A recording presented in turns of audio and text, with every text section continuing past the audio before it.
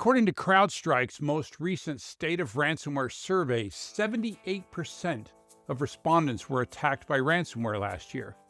With odds like that, we figured it was time to bring on one of our most popular episodes, and this one's all about stopping ransomware from moving around once it's already in your network. I brought on Tom Hollingsworth, who knows networking way better than I do. We get into VLANs, zero trust, firewalls, and a few other things, including some, at least I think, really good war stories. If this is your first time watching or listening to me, I'm W. Curtis Preston, aka Mr. Backup. I've been obsessing over backup, recovery, and now cyber recovery for over 30 years. If that's your bag, then I'm your guy. You're not going to find anyone that cares about backups more than me. Ever since 1993, when I had to tell my boss that there were no backups of the database that we had just lost. Now I've written 5 O'Reilly books, a blog, and a podcast. Here, we turn unappreciated admins into cyber recovery heroes. This is the Backup Wrap-Up.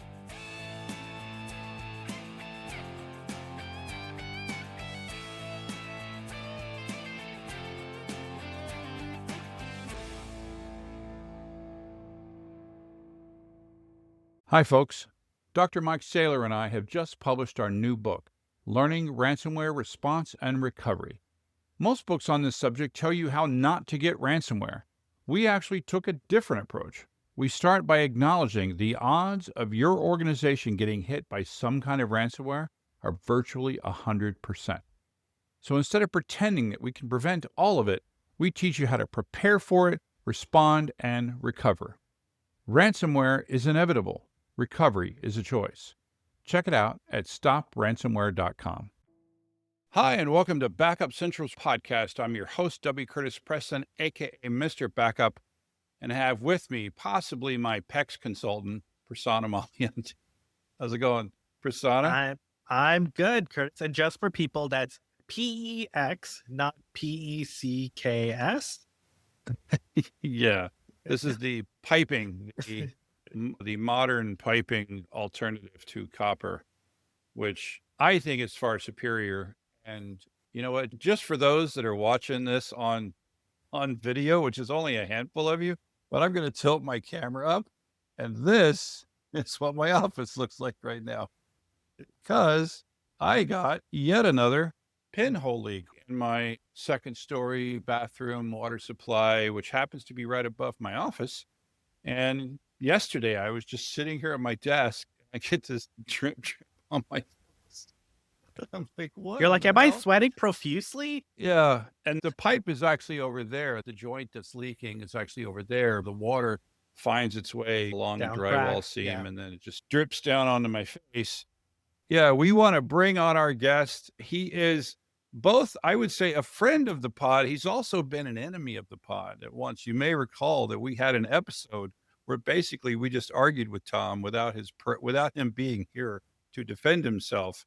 That was over a blog post that he said something about backup people reporting to security people, and I think I had an issue with that or something. Tom has been in the industry about 20 years, and he is an event lead Ober at Gestalt IT. What would you call it? The makers of the Tech Field Day series. And we're glad to have him on the podcast. Welcome, Tom Hollingsworth. Thank you for having me on, Curtis. It was fascinating to listen to an episode where I was arguing with somebody and I wasn't even here. But I love listening to you guys, and I've learned quite a bit. In fact, the very first time that Curtis and I ever met at Tech Field Day back in 2011, he was teaching me about data deduplication, and I was trying to convince him that IPv6 was important. And I can tell you which one of those things panned out a lot better than the other. Is that the thing where you do the NAT behind the thing? That's what I recall really learning from you, was that you got to do NAT. Do you want me to come crashing through your roof like the Kool-Aid man? Just keep it up, my man. Yeah. I wanted to bring on somebody that actually understood networking far better than me, right? Which is basically many people in the world. With ransomware attacks, one of the things that we talk about is once you've figured out that you actually have a ransomware attack, you want to isolate the network. And there's a discussion. I've been talking with CISOs lately. What appears to be the reality is that few environments actually do the actual full, like we're just shutting everything off. Go grab the there- cable, pull it out. there- I don't know, Tom, did you ever watch Alias when it was on I've with seen a Jennifer couple of Garner? episodes, And yes. okay, there's an episode in there when they were having a cyber attack, and what's his name, Flankman comes running into the data center, and he just literally starts flipping power switches. He's like, they're downloading all the files off the server, and he just flips all the power switches off. And on one end, there is the complete like networking shutdown, like literally both internal and external, right? Because once the ransomware is inside, it's going to try to crawl around and make things worse. So that's one way. And then there's those that go, I'm just going to turn it off, or I'm going to unplug the cable at the one server or the 3 servers that appear to be infected, and I'm not going to worry about the rest of the network. And somewhere in between those two extremes is what everybody else does. And maybe we should also talk about basics of networking before we jump into this. Basics to talk about the details. Yeah. Because Jeff, Go ahead, Prasanna. What No, do you think we should be talking about first? no, I think it's because what you just mentioned, Curtis, like everyone might think, oh, all computers are plugged into the same network. I think it's important to talk about some of the best practices from networking, Tom, if you could, about sort of network isolation, VLANs, other things like that, before we get into sort of the other side of things. Yeah, so please explain all networking technology, period, before we get The started. good news is you've already talked a little bit about it because it's just a series of tubes, pipes, if you will, that we send things through. Now, the important thing to realize when you're trying to think about how ransomware propagates through a network is to realize that the way that networks have traditionally been built is we have this perimeter on the outside. It's probably bounded by firewalls and a bunch of other stuff. And it looks really imposing, like castle walls. But inside of the network, it's a whole lot easier to get around. And that's just due to the nature of the way networks operate. Ethernet is effectively like trying to shout out somebody's order number at a fast food restaurant and hoping that you get the right one. Everybody's going to hear the message, but if it's not meant for you, we're just going to ignore it. But the problem is that allows you to propagate a lot of information very quickly. And that's what ransomware is trying to take advantage of whenever it's trying to do almost a reconnaissance lateral movement in the network. So I'm looking for a whole bunch of potentially vulnerable servers. Going all the way back to the beginning of my professional IT career, I was actually working on a help desk when the SQL Slammer worm came out. And boy, you'd be surprised how many people had that port open to the internet because everything shut. It was really weird to see that. And you're like, at the time, I'm freshly minted in my career. And I'm, how could that happen? And now, all these years later, I look at it and go, oh my God, these people were stupid because you're not supposed to do that. But that's one of the things that people want to take advantage of because the systems want to talk to each other. They want to be able to exchange information. That's the purpose of a network. You actually have to do extra work to prevent them from talking to each other. Right. Yeah, I think that's it. And the number of times I went in and out of data centers over the years, I remember only one where they had very solid internal firewalls, basically, that it was very difficult to traverse laterally within the organization. And that was actually Intuit. And it's because of what they felt they had. They had all of this very sensitive personal data, thanks to their QuickBooks, they have TurboTax, they have all of that stuff. And so they had to basically firewall off systems between each other to prevent that lateral movement that you're right. By design, in most networks, you buy a switch, you buy a bunch of switches, you plug everything in, and everything can talk to everything. And unless you do something to prevent it, a lot of those ports that you talked about, just like the SQL issue, a lot of those ports are visible to the internet. I think another one would be vCenter, right? And Hyper-V, that those ports being visible to the internet. I suppose you hear about that a lot as well. Yeah, I usually do whenever there's some kind of a vulnerability that comes out and everyone's like, I hope you don't have these exposed to the internet. And you can literally hear the scrabbling as people run to their keyboards to figure out if that's the case. But as Prasanna mentioned, we have ways to like segment networks away from each other. And it's funny that you bring up that Intuit had a rigorous internal firewall structure, because in my experience, companies or organizations that are very heavily regulated have much more strict internal structure. And the reason for that is because they need the ability to say for a fact, Curtis cannot see anything on this network because he hasn't been authorized to see it. Now, you can do that through software constructs. VLANs, virtual local area networks, are the most common way to do it, where we effectively divide some partition on the switch and we say, this port belongs to this VLAN, so it can only talk to other ports that are on that VLAN. That's not even good enough for some organizations. And the one that everybody always thinks of is Mission Impossible, the Tom Cruise movie, with machine that's in a vault that's not connected to anything else. We would call that an air gap system, or you can have an air gap network. A lot of times things like HVAC or management systems are air gapped from the rest of the network because they have different controls and different needs.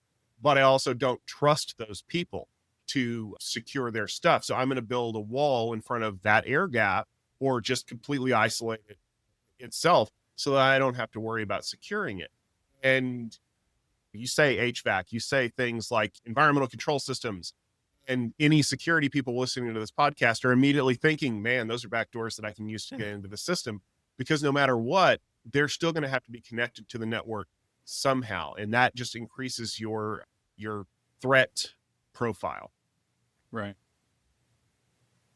Yeah, it's interesting because I think most people who think about a home network, right? Everything's typically flat in a home, right? Everything can talk to everything, every single IoT device out there, right? And they're not always thinking about, hey, I got this smart light bulb. Isn't it great? Isn't it awesome? And then realizing that's on my network. Everything is now exposed and could be potentially exposed if there's a security issue with that single device. Yeah. Those devices they obviously have an IP address. They have some kind of a control system. You would hope that most of them have some kind of a security function that allows them to securely communicate back to whatever controls them. But multiply that by a factor of 10 for all of the devices that could be on your average enterprise network. And when you start saying things like access controls for those devices or port security, like network engineering and operations folks, they just start breaking out into hives, because the amount of work that it takes to create that level of security is its own monster. Anyone who's ever deployed a technology like 802.1x, which is effectively, I am only going to allow authorized devices to be plugged into this port, knows that there's this whole enrollment process. And are you on the authorized users list? And what happens if you're using a different device today? And it's maddening. It drives people insane to the point where, and that's the normal people who know what they're doing. Could you imagine an executive plugging their laptop into a network port one day and going, this doesn't work? And you tell them, oh, it's doing that on purpose because we want to keep everything secure. What do you think is going to happen? The executive's probably going to look at you and go, I don't care. Turn it off. Exactly. We don't need that. Getting in my way. Yeah. I know that when we had a security person on, and they had a list of things that they wanted people to do that they felt were common sense, that were ways to prevent, basically, I think the proper thing today when we talk about ransomware is to just assume something in your world is going to get ransomware, right? I think it's just impossible to stop it 100% of the time. So just assume that's going to happen. So then there's all about how to prevent it from activating itself, from talking to the command and control servers, and also the lateral movement. So he talked about limiting lateral movement, right? So what's that? Limiting the blast radius. So Tom, what kinds of things besides VLANs, because even VLANs, we have the VLAN for this and the VLAN for that, still all the servers within that VLAN can talk to each other. What else can companies do with modern networking equipment to prevent lateral movement, or to basically prevent it from everything and then selectively allow it for certain servers? The first thing you have to do is you have to realize that a completely flat network is not a stable network. There is a limit to the amount of chatter that a network can tolerate before it starts running into problems. Ethernet is not a medium that allows for a large number of hosts, because eventually it's like recording a podcast. Eventually, with too many guests on the podcast, you're all going to want to talk over the top of each other, and Ethernet doesn't like that. So once you hit a certain boundary, you have to divide it up into these little domains, collision domains, or what we call them. And that's one of the things that a VLAN is. But as we've learned over the years about what we really should be doing, we've built a superset of that. And anyone out there who has been reading any kind of the tech press recently, or been to any trade show in the last couple of years, probably heard of something like zero trust network architecture. or just zero trust in general. It's a buzzword. I'll be the first to admit it. But the principles behind it are fairly sound. What you do is you take the tools that you've already been given, those ones that I told you make your network team break out in hives. You try to implement them in such a way as to reduce the complexity of the implementation. And think about a teenager, and they want a list of things that they can do when they get a car. Are you going to tell them you can do anything you want, but you can't do this and you can't do that and you can't do this? Or are you going to be more explicit? You can only do these things, and if it's not on that list, you can't do it. Most people would say, I'm going to do the second thing because I want to make sure that they're only going to school and to work and to this one friend's house.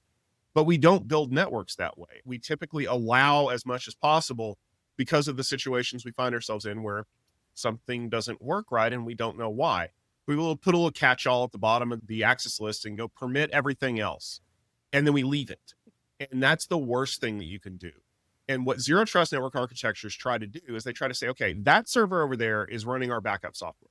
What should communicate with? And how should it be communicated with?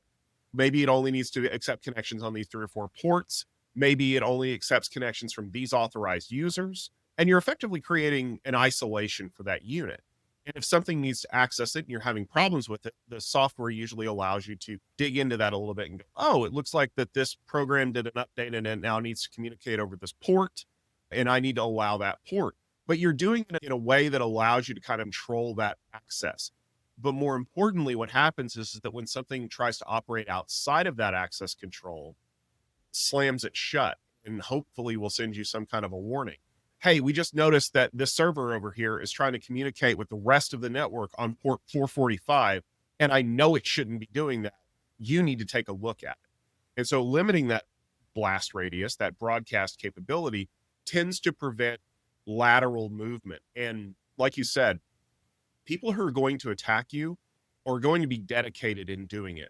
Either they're going to be dedicated to looking for a very specific exploit and just hauling in whatever they can do, or they're going to be looking to attack you specifically, however they can get to you. That second kind of attacker, very difficult to block. It's like a door lock. A dedicated burglar is going to get into your house. You're looking to prevent more of the first one, where it's, oh, we were able to get in through your HVAC system, and boy, we're going to turn this thing loose and see what open file shares you've got out there and what we can do with them. You need to create structure in the organization that does not allow people to move laterally, prevents them from accessing things, or worse yet, alerts you when things start doing a lot of scanning across your network, looking for those kinds of things, because the rest of the group that's trying to get into your network doesn't know that stuff's there either. They're going to have to go looking. And just like the burglars that are casing the joint, you need to look for those people. So multiple things popped up in my head, Tom, as you were talking. So the first is, as you're talking about the burglar example, I'm going to bring this up again for the second week, but Curtis had recommended reading The Cuckoo's Egg. I don't know if you've read that book, Tom.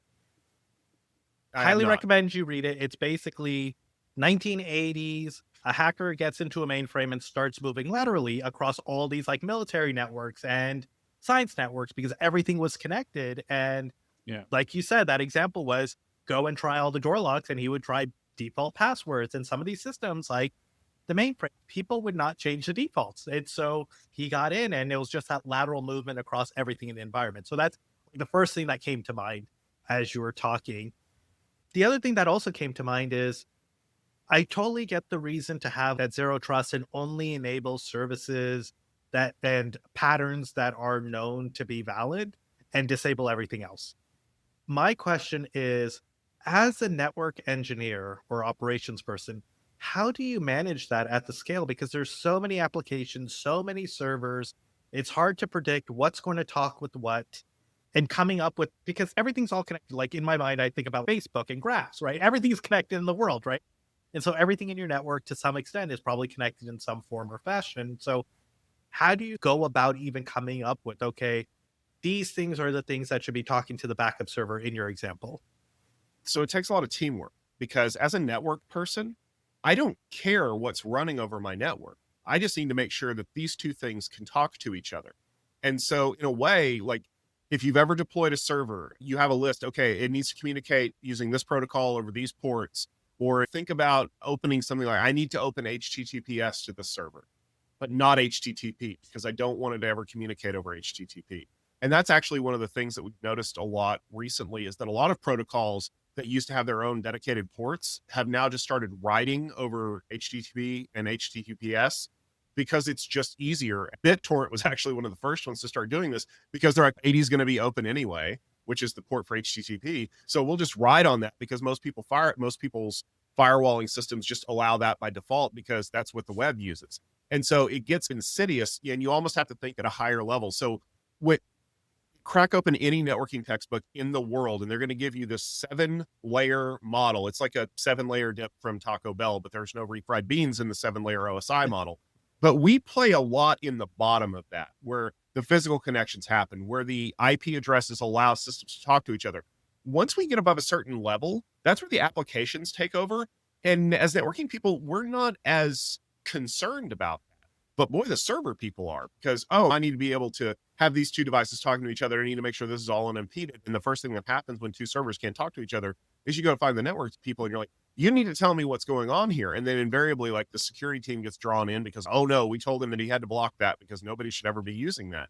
And you really do have to pull those people together. Think of a book like Gene Kim's Phoenix Project. Like you can't work in isolation anymore as much as we might like to, because so many things are so interdependent now. So the old joke is, what does the server do? I don't know. Unplug the cable and we'll see who screams the loudest. You want to figure out what port is being used. Let's block it and see who comes to yell at us. That's the way you have to do some of these things. Because the other thing, and we all know that nobody ever skips documentation, right? You brought up an old memory of mine. Literally, like my first months in being a sysadmin, we were trying to decommission the first computer designed to run Unix was the 3B2, and AT&T had a 3B2. I think it was like a 3B2 1000. It was their attempt at a multiprocessor architecture, and we had this beast, and we were trying to decommission it. And we had gotten down to that phase where we're just going to turn it off, and whoever yells will be the one that we missed. But I remember we had stripped it all of its regular networking cable. I don't exactly remember why, but I remember that there was one cable left and it was running across the floor. And we were doing the last download of whatever it was off of this server onto something else. And the manager for that cost center was in there and he kept stepping on the cable. And we told him that he was slowing down the download whenever he would step on the cable. And we actually caught him. We left him in the data center. We actually caught him watching the monitor and the throughput speed and stepping on and stepping up with all on the cable. Anyway, nice. Yeah, good stories. So the question I want to ask you about all of the things you just talked about, is this something built into modern networking equipment, or are these extra applications that I'm buying that then configure that networking equipment for me? So it can be both. The basics of being able to isolate hosts and configure systems has been built in for years. Anyone can write an ACL, right? The thing is that scaling that across a large organization is where it typically falls down. Eventually, your security team can't keep up with all the changes. They throw their hands up in the air and it lies fallow for as long as it takes for you to get infected. So the additional tools that are basically being brought to market and are popular now is that system, a shiny UI on it, if you will, to go in and say, okay, I want to enable port security on these ports. Because back when I started, the port security was, if it isn't being used, shut it off. Just shut down the port. And if somebody plugs into it and it doesn't work, then now we know we need to enable that port and we need to know who's trying to use it. But now you have the ability to have somebody plug in a device, whether it's IoT system or what have you. And the device will share with the system. It'll say, hey, I need access. And then the system can come back and say, hey, it looks like somebody plugged in an S thermostat over here. That's actually a bad example because they don't use wires.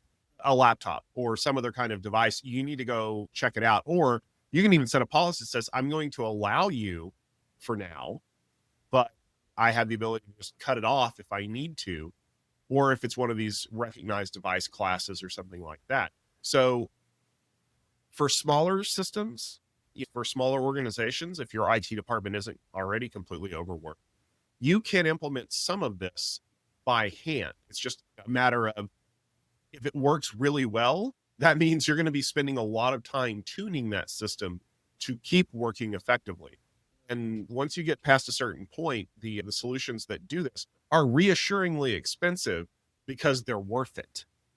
Oh, Like, I understood, because they would help you save the labor. And is there a category of these types of tools, category name that we give to them? There's a bunch of different ones. Access management is typically one that, honestly, tools like Aruba ClearPass or Cisco ASE, Integrated Services Engine or Integrated Security Engine, I forget which one it is. But they're not identity and access management, although they can be integrated that way. There are some smaller ones that have these capabilities. A lot of it is mostly figuring out what you need, because there's some systems are configured so that you're controlling access to devices. I only want authorized people to be able to log into this device and make changes to it. That's different than, I want to change the way that people in my network are accessing data. Like, that is a different kind of identity and access management. So you need to do a little bit of investigative work to make sure that you're properly using the right tool. Because if you spend a lot of money on one that doesn't give you what you want or does a terrible job of it, then not only are you going to be upset, the people that are authorizing your budget are not going to be very happy with you either. now, a lot of these changes, if I think about an enterprise environment, things are easier to a fair extent to control, right? If you're looking at servers or virtualization, other things like that. But then I go to think about other environments like a school where you have students coming and going, right? Or a stadium or a conference center, right? Does it get significantly more difficult to do what you talked about, Tom, in those environments? Or can the same tools apply there as well? Yes and no. The typical IT nerd, the answer is it depends, for whatever question you ask. But I'll tell you that in some ways, schools and other places where your user base is not employed directly by you can have a slightly easier time if you're willing to ice a little bit. So I know that there are a lot of colleges out there that treat their student dorm networks like the Wild West. We don't care what goes on out there, but we're not going to keep an eye on it either. So if there's a piece of ransomware or something that's running rampant through the system, all we did is tell you that you had to have your antivirus up to date to be able to join our network. So what? The stadiums are actually a really interesting problem too, because not only do you have a group of users that are outside of your control, they're very transient. And a lot of those places, like they actually have networks that are set up so that they can only talk out. Like, they block all device to device communication, which is something that you can do. It's a little bit more complicated, but it effectively treats the stadium itself like a demilitarized zone in a security structure. So for most people that are familiar with it, you've got the outside internet, which is big and scary. You've got your inside network, which is soft and you don't want it to get hurt. And then in the middle, you have the DMZ, which is basically the moat, where you're like, I'm going to put everything that I don't care if it gets attacked out there, so that if it breaks, it can't get back into my network.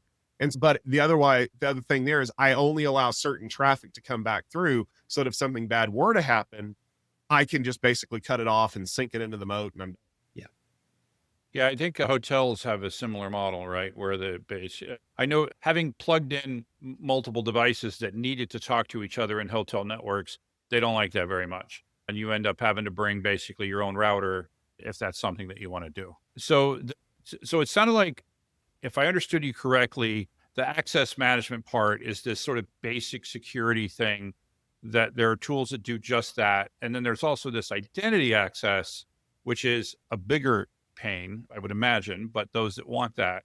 And it sounds like when we put those two together, that's what we call a SIM tool, right? It's identity and access management. But it sounds like there's just an access management part that, for those that need just that, there's smaller and less expensive than a full SIM tool. Yeah. Not inexpensive, but just less expensive. And it also matters as to what you're spending your resources on, because there are tools that will do this for free, but they are not supported at all by anybody other than people on a forum. And they'll be glad to tell you that you misconfigured something and go figure it out yourself. Like we dealt with that. And I'm not really crapping on the open source community because they do an amazing job of this. I'm crapping on the fact that open source communities are not as well supported as the bigger players in these markets. And that's honestly where the expensive part comes from. You're paying for the software, although you are in some ways. You're paying for somebody to answer the phone when somebody is like breathing down your neck because something won't work or something won't come online. And so and you're also trying to get to that point where it's not automated as much as it is as low friction as possible. Because what you want in situations is people to just be able to get on the network. That's the thing. If you've ever tried to log into a Wi-Fi network that has a captive portal that requires you to accept a whole bunch of licensing agreements and type your room number in and all other stuff, you know that it's not the most frustrating thing, but it's definitely not what you want to hear. As opposed to, oh, this device has already been pre-authorized because you logged in with your Active Directory username. We'll just let it on the network. That's completely frictionless. But the amount of effort that it takes to make it frictionless is where your time and resource investment is going to come from. Tom, I know we started this all out with Curtis asking, how do you prevent lateral movement in networks, right, from ransomware? Just given the fact that ransomware does move laterally in a lot of networks, does this mean people are not using these tools or have not configured the networks correctly? Because it seems like if you did all the things that we just talked about, it should have prevented a lot of the lateral movement that we see in ransomware today. Prasanna, I'm going to tell you something that my dad always used to tell me, and you have to understand my dad grew up in the country. If a frog had wings, he wouldn't bump his ass every time he hopped. So yes, if you turn on all of these tools, you will cut down on a lot of this stuff. But does that mean your network's not working correctly? No, it just means that we didn't enable all these extra features that we have to keep track of. Because I can get four network ports on a hub and plug 4 devices in there, and they're going to work. Is the best way for them to work? Absolutely not. But I also don't have to do a whole lot of extra configuration. A lot of people are looking at this from the perspective of, I need to make sure that everything is able to communicate with everything else. They're not looking at it like the example you had earlier, Curtis, when you log into the hotel Wi-Fi and I can't talk to anything else on the hotel Wi-Fi. They're not thinking in an isolation mode. And that ship's turning because a lot of people are now realizing that traditional idea of having a very stiff, crunchy perimeter with a very soft internal network doesn't work so well, because what ends up happening is that once people get through the perimeter, they have free reign to do whatever they want. You do have to build these controls in place to effectively slow them down or to herd them to places that you want them to go. And that's what a lot of people have spent time developing and working on. And there's varying degrees of success to make that work. It has to shift the mindset. Application people are like, just turn on all the ports and I'll turn them off later when I tell you which ones I don't need. You won't, because you'll be busy doing something else. It's like developers. They're like, I'm going to load everything I can possibly think of into memory so that I know the library that I need is there. And then you wonder why your application is consuming like 3 terabytes of RAM. It's maybe you need to pare back a little bit on. Yeah, so it sounds like these tools are there. I think a lot of people do use them, but you talked about, like in the very beginning, you said that people's heads are going to start spinning or whatever, because there is a lot of work involved in implementing these things. And the moment you flip that switch from everything is permitted to only the things that are permitted, you're going to get 5,000 tickets, right? I can't do this and I can't do that. And they see that very real worry. I think it stops many people from implementing this because they just see it as the amount of work they're going to have to do to initially implement it. They're not seeing the risk of what's going to happen when they get a ransomware infection, and then it just goes crazy.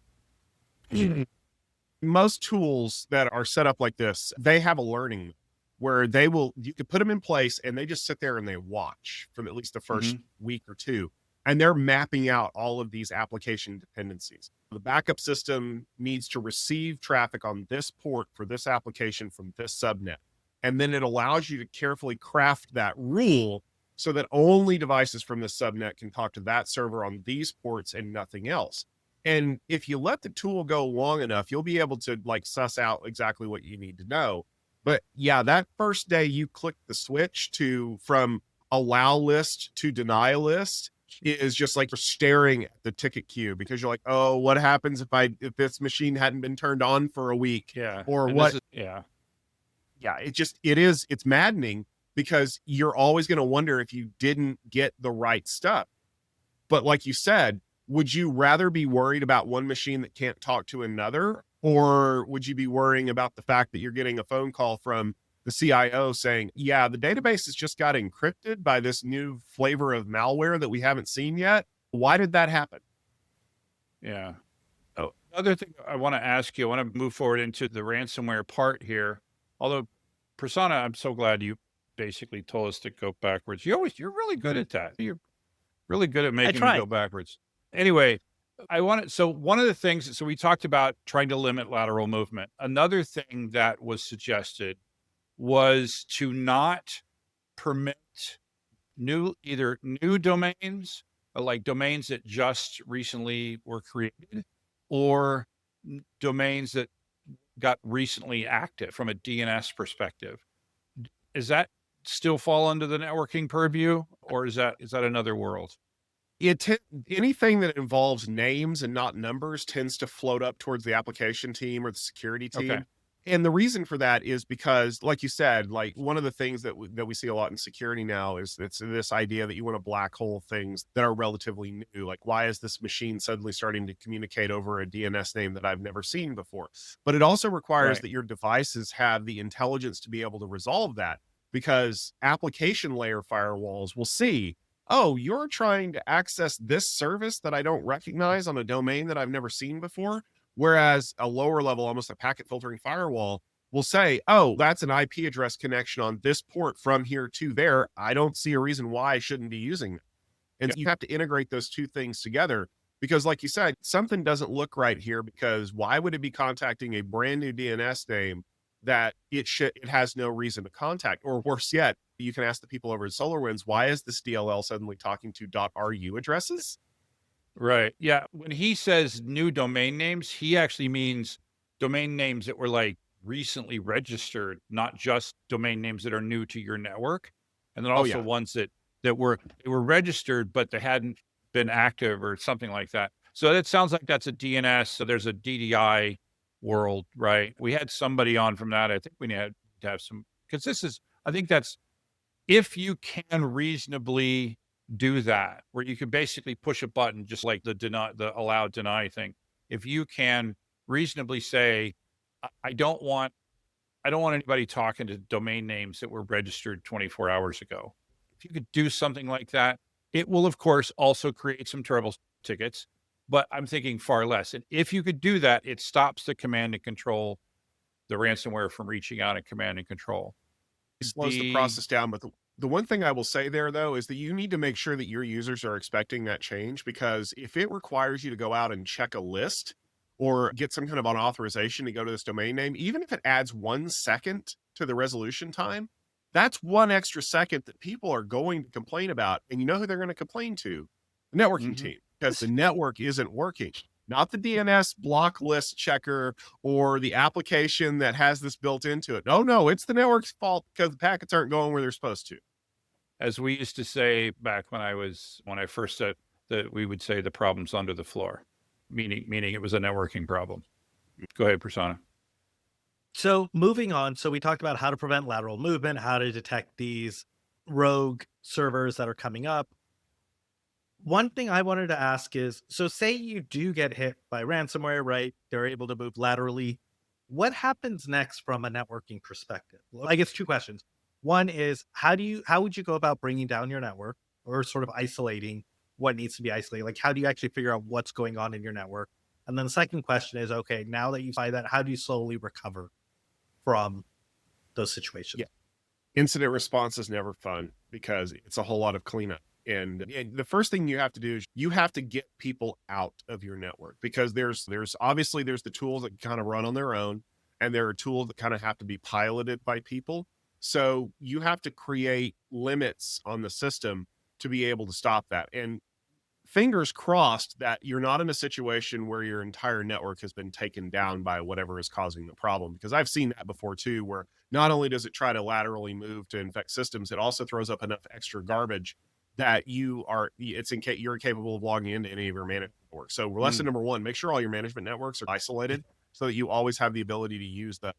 But the first thing that I would do is I would cut off outside access immediately. I would lock the firewall in place. You don't have to run through the data center screaming with your hair on fire and start yanking cables out like the Alias episode, but you need to be able to lock all of those connections down. And specifically, you need to look for ones that could be like from really weird external addresses, or worse yet, ones that are coming in. Once you've blocked that external access in and out, you got to do it in both directions, because obviously you don't want anything getting out, because the two things that I could think of are command and control traffic, if it's some kind of tool that's being orchestrated, or data exfiltration. You're like, oh, I can stop those file transfers. Yeah, look up oil rig. It was able to exfiltrate data through DNS queries. That's the kind of crap you have to worry about. So you've got to lock it down. Then you have to isolate, because that's the other thing too. But before you move on, stop you there. So Sure. How do you do that, right? Is this something where you have to create a button to press up? Because this sounds like a lot of little steps you probably need to do this manually. Or is there something I can do up front that says, in the event of a ransomware attack, push this button? Hey, shut up. Anyway, in the event of a ransomware attack, press this button and it does the 10 things I need to do. What do you think? Some of them do have a big red button. Press here to terminate all firewall connections. But most of the time, you're going to have to create like a checklist or have a system of, okay, I'm going to go into these rules and I'm going to uncheck these 5 boxes, and then I'm going to hit the terminate connections button to make sure that no new connections can be made. Also, if you have a rule at the bottom of your firewall list that says permit IP, and you take it out now, because it's not doing you any good. But more importantly, all kill switches have to be wired. There's no such thing as a magical switch that you can just hit. Even if it's one that the provider has given you, investigate what it actually does. Does it dump the rules completely? Does it just suspend the rules until you go in and manually add them? Remember, that could also cut off your connection to the firewall. So you need to have another way to get into it just in case that happens. Another reason for an isolated management network. But the idea is that you need to investigate what your options are, because God help you if you really do have to run down to the data center and yank the cables out. And if that is the case, hey, it's just as valid as anything else. Can you make sure that you have the right keys, that you know which firewall you're yanking out of? Are there any other exits off of your network? Because that's another problem that you may run into. What happens if someone has created another exit off of your network, either accidentally or on purpose? And what happens then? Because, it's just as easy for me to plug something into your network. And if there's another way off of it, I'm going to find the one other thing, though, I know you talked about, and it totally makes sense to kill all incoming and outgoing traffic. But just thinking a step forward, like when you're dealing with incident response, like doesn't that also take out like your chat channels, your Slack channels, your video conferencing, everything else? Like, what do you do at that point? Is it just hope you have everyone's cell phone numbers? You need to have a plan for out of band incident response, because just like any crime scene, I need to figure out what's been hit, and I need to figure out how much of it is going to spread. And you're thinking to yourself, like, I can't shut my network down permanently because, it's going to cost me X amount of dollars. Yes, but it's also going to cost you X plus whatever amount of dollars when the next system gets hit, when it uncovers a device that nobody's patched it in years. I'm not going to lie, incident response can work over iMessage text threads for a good couple of hours while you try to figure that out. Or buy your incident response team like those little hotspots, or enable the data plans on their phone so that they can join their laptop there and join a Slack instance outside of your network. Because that way, nothing is working internal to your network. Because that's the other thing too. If this is something that's particularly insidious on a Windows system, and your incident responders are using Windows systems and they join the network to be able to do incident response, and their laptops get compromised because they join the network again, you're going to feel really, really dumb. It's like Professional when they blew up the bomb squad truck. It's, come on, guys, what were you expecting?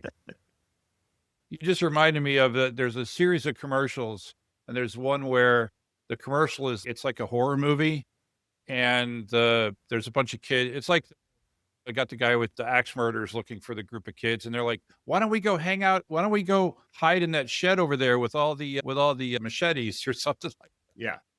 So we talked about blocking external traffic. What about blocking internal traffic, basically the lateral traffic? due to we know we have ransomware and we know it's going to try to crawl. What about blocking that access? So that's where you hope that your management networks are isolated, because the first thing I would do going into a router is shut down the route tables, prevent traffic from being passed across network boundaries. What you're effectively doing in there is you are containing the damage to one area. Now, yeah, you're going to take things down, but if you can isolate that network as the location for wherever the problem is, you can then bring other networks back online and be relatively certain that they're not going to be infected. I really hope that you're not using just regular routing, that you have some kind of a security boundary there, because that makes it a whole lot easier. But you've got to think in phases. Obviously, using the kill switch is going to take everything down, but then you have to start, can I bring this back online? Is this going to be infected? What would I be looking for? So I actually have a story about this. This happened last year to my children. One of them goes to the public high school here, and I got a rocket text message from their IT department saying, please turn off all public school issued devices until further notice. And I'm like, uh-oh, somebody got hit with something fun. And this was like the last day before Christmas break or something. So we went in and we turned off my kid's MacBook, right? So now immediately, because I know what the thing was, I don't want anybody to like phone home and get infected and then infect the parents' networks or whatever. Okay, no problem. We just shut it off. But then I'm like, I wonder what it could be. Like, I'm curious. And to this day, they've never disclosed what it was.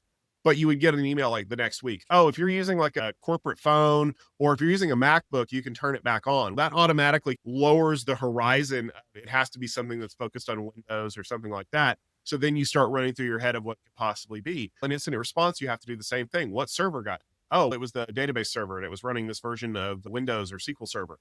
Okay, does that mean that Macs can get on the network? Do I want them on the network?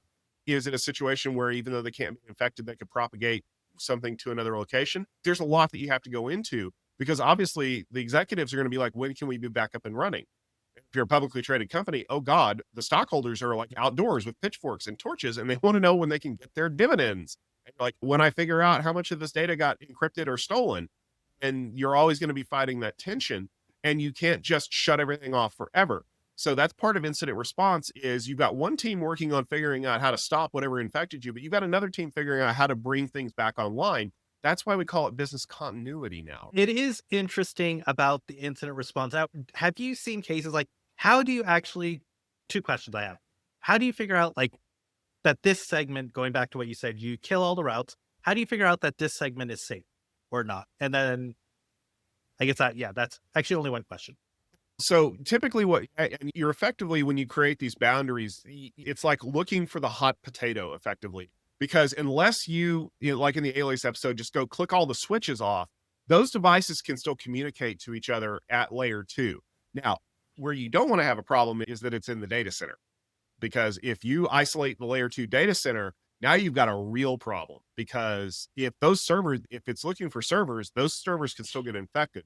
That's why it's actually better to have a host route or something like that, or something that kind of isolates that per unit thing. Honestly, like a vSwitch is perfect for this, because if it's not bound for that host, I'm not going to let it go any further.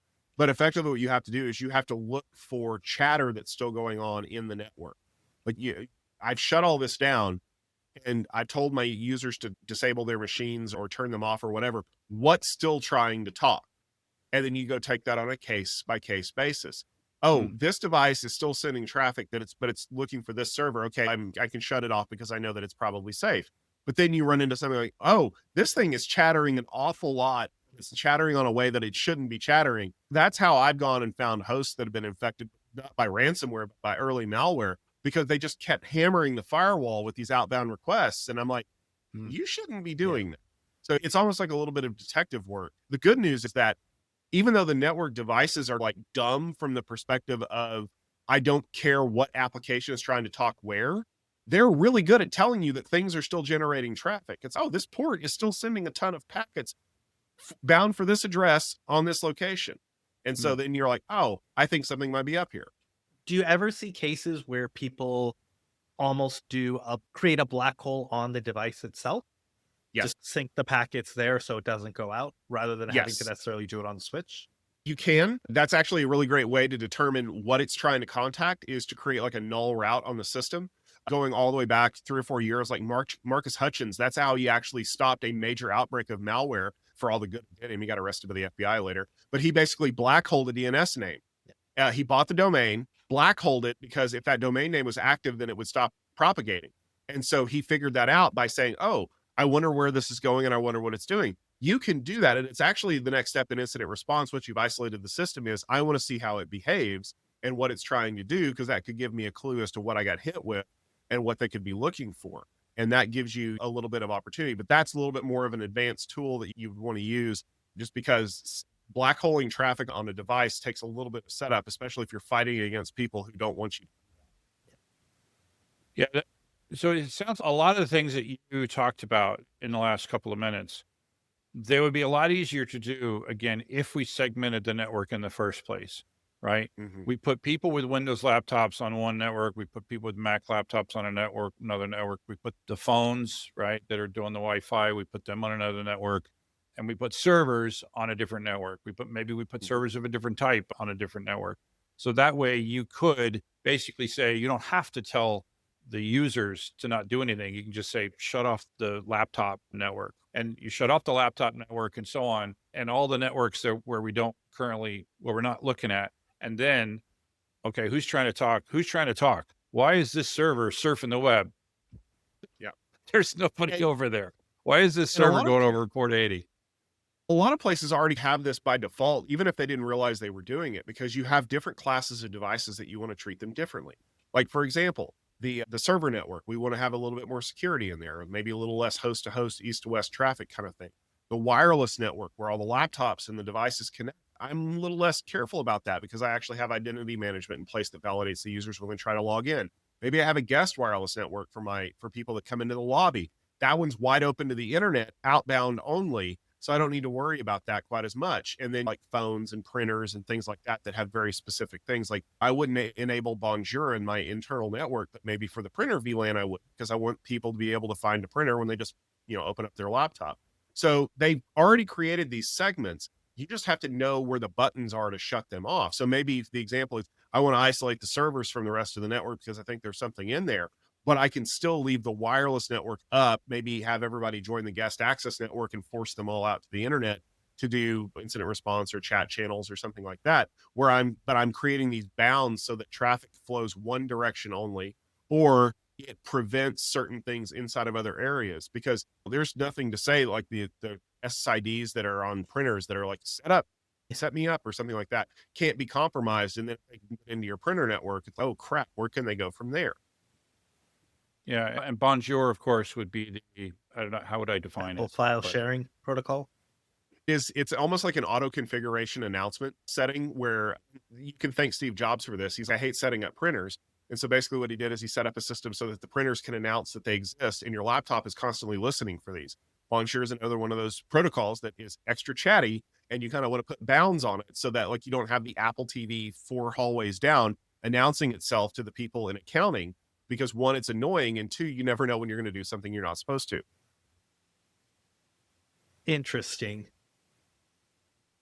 So, yeah, I guess a lot of these are really around setting up that initial network properly so that when you do have these issues, you can recover quickly and identify and then recover quickly. But if you don't have that initial setup done, then you're in for a world of hurt. And not just initial setup. You actually do have to treat the network like a living, breathing organism. I can't think of a single server admin out there that installs Windows Server, what are we up now? 2020, 2023, Windows Server X, I don't know.